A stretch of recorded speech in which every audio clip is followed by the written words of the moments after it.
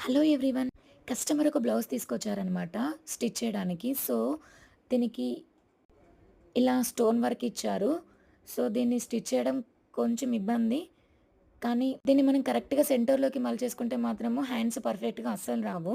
So, నేనేం చేస్తానంటే ఇలాంటి బ్లౌజెస్‌కి చూడండి వీడియోలో చూపిస్తున్న విధంగా బార్డర్ ఎక్కడి వరకైతే ఉంటుందో 2 సైడ్స్ ఇలా సమానంగా పెట్టేసుకుంటాను.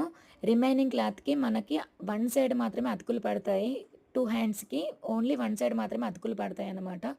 2 సైడ్స్ కావు.